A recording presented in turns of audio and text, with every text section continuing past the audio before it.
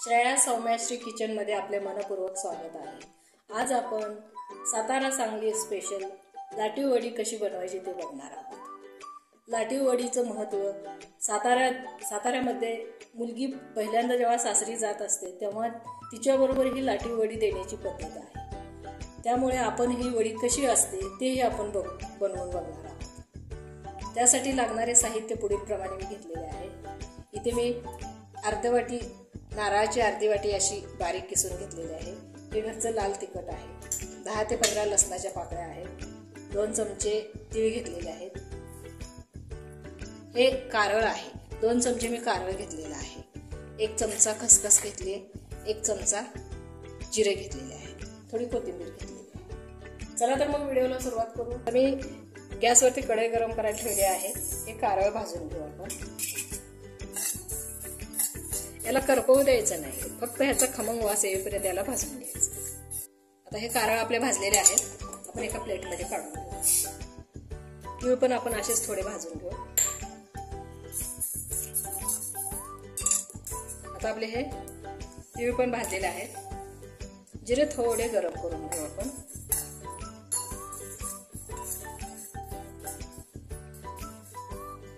या जिऱ्याबरोबर आपण खसखस पण थोडी गरम करून घेऊ। हलकी गरम करून घ्यायची। आता हे दोन्ही पण भाजलेलं आहे। आता आपण याच कढईमध्ये आपण हे खोबरं आपण हलका कलर बदलेपर्यंत भाजून घेणार आहोत। आता आपले हे खोबरं पण भाजून झालेलं आहे। एका प्लेटमध्ये काढून घेऊ। आता आपण हे थंड करून घेऊ। आता आपले हे तीळ आणि कारळ भाजलेलं आहे ते थंड झालेलं आहे। आपण हे मिक्सरमध्ये फिरवून घेणार आहे। जिरे आणि खसखस पण याच्यामध्ये घालते। 10 ते 15 ह्या लसणाच्या पाकळ्या आहेत त्या पण घालून घेऊ आणि हे आपण मिक्सरला वाटून घेणार आहोत। आता आपण हे मिक्सरमध्ये फिरवून घेतलेलं आहे। एका भांड्यामध्ये काढून घेऊ। याच्यामध्ये थोडी हळद घालू। हे माझं घरचं नेहमी वापराचं तिखट आहे। ही लाटीव वडी थोडी तिखटच असते आणि सांगली सातारा म्हटले की सगळे पदार्थ झणझणीतच असतात। आता आपण हे गरम करून घेतलेलं खोबरं आहे हे आपण थोडंसं हातावरती असं बारीक करून हातावरती असं कुस्करून घ्यायचं। हे याच्यामध्ये घालू।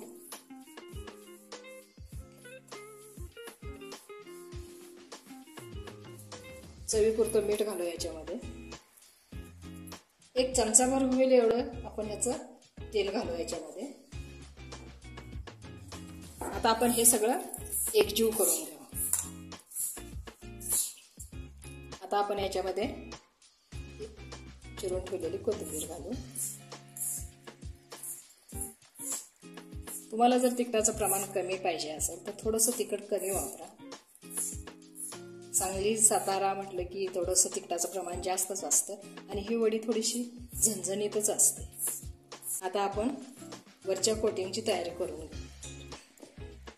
इथे मी अर्धी वाटी गव्हाचं पीठ घेतलेलं आहे। अर्धी वाटी गव्हाचं पीठ आणि 1.5 वाटी बेसन पीठ घेणार आहे। हे आपण वरच्या कोटिंगसाठी तयार करत आहोत। लाटीवडीचं जे वरचं कोटिंग असतं त्याच्यासाठी आपण हे पीठ घेणार आहोत। तुम्हाला जर समप्रमाण घ्यायचं असेल तर 1 वाटी बेसन पीठ आणि 1 वाटी गव्हाचं पीठ घेतलं तरी पण चालतंय। 1.5 वाटीला थोडंसं मी जास्त पीठ घेतलेलं आहे। आता थोडीशी हळद घालू। 1 पाव चमचा होईल एवढं लाल तिखट। त्यावरती चोळून अर्धा चमचा ओवा घालू याच्यामध्ये। चवीपुरतं मीठ घालू। हे सगळं एकजीव करू। इथे मी 2 चमचे कडकडीत तेल गरम करून घेतलेलं आहे। हे याच्यावरती घालू।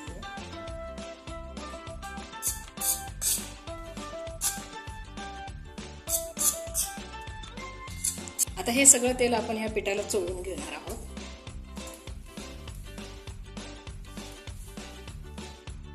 आता आपण हे तेल सगळं ह्या पिठाला चोळून घेतलेलं आहे।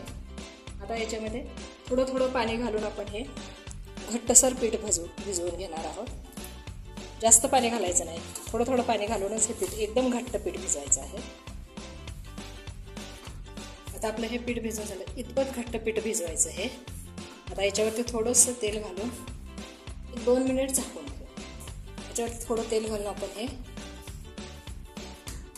एकदा मळून घेऊन 2 मिनिट झाकून ठेवणार. जास्त वेळ नाही झाकून ठेवायचं, थोडाच वेळ झाकून ठेवायचं.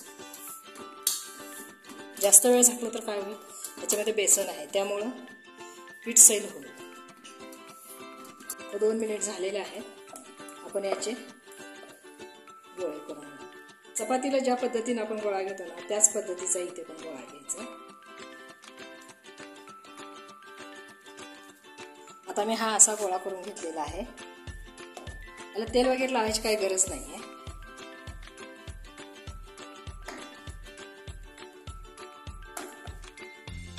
ही पारी थोडी पातळच लाटून घ्या.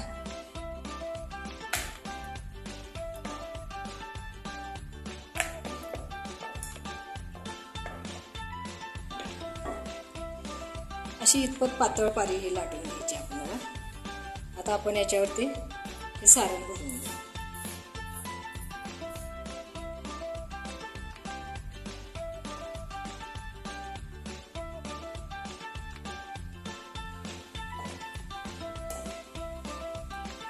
हे सारण भरल्यानंतर आपण हाताने असं हलक्या हाताने असं दाबून घ्यायचं.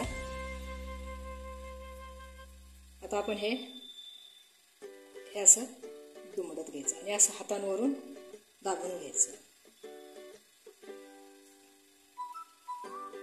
असं हे घट्ट दाबून घ्या म्हणजे सारण बाहेर येणार नाही.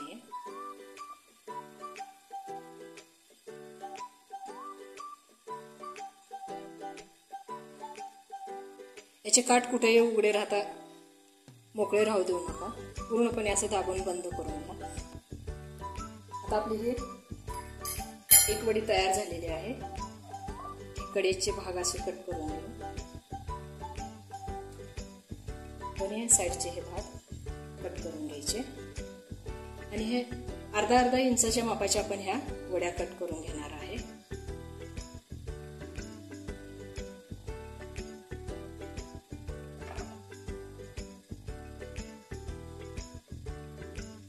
लेयर आणि सारण अगदी बरोबर झालेलं आहे आपल्या वडीमध्ये.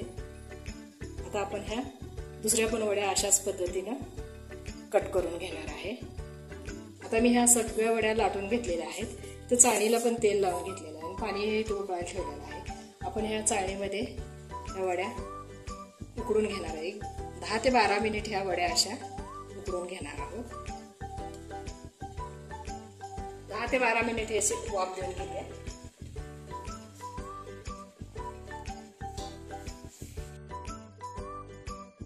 झालेल्या आहेत आपल्या वड्या. वाफल्या का ते बघू. एकदम छान उकडलेल्या आहेत वड्या आपल्या ह्या. आता आपण ह्या काढून घेऊ. ह्या वड्या थंड झालेल्या आहेत. आपण ह्या वड्या आता तळून घेणार आहोत. मी 2 बॅचमध्ये करणार आहे. थोड्या वड्या ह्या तळून घेणार आहे आणि थोड्या मी फोडणी देणार आहे. आमच्याकडे फोडणीच्या वड्या जास्त आवडतात. मुंबई पुण्याला माझ्या भाच्या राहतात, त्यांनाही ह्या अशा वड्या खूप आवडतात. त्यांच्यासाठी आमच्या घरून नेहमी शेंगदाण्याची पोळी आणि ह्या अशा वड्या बनवून दिल्या जातात. त्यांना खूप आवडतात ह्या वड्या.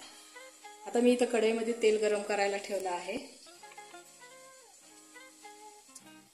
आता हे आपण तेल गरम झालं का बघू. तेल गरम झालेलं आहे आपलं. गॅस मीडियम फ्लेमवरतीच ठेवायचा आणि ह्या वड्या तेलामध्ये सोडून तळून घ्या. तेल कमीच वापरा, नाहीतर हा मसाल्याचा वास तेलाला लागतो. त्यामुळे तेल थोडंसं कमीच वापरायचं.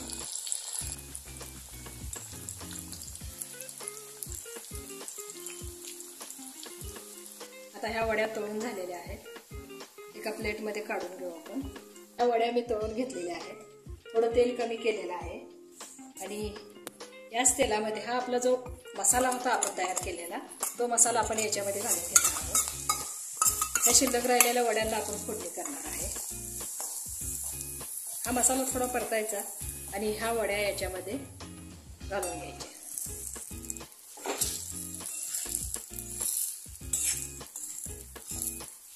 5 मिनिट आपण हे असंच झाकून ठेवूया.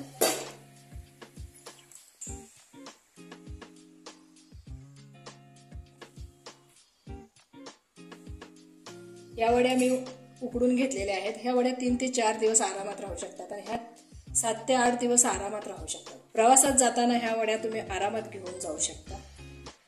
आजचा व्हिडिओ तुम्हाला कसा वाटला? जर माझे व्हिडिओ आवडत असतील तर व्हिडिओला लाईक करा, शेअर करा आणि सबस्क्राईब करा. धन्यवाद.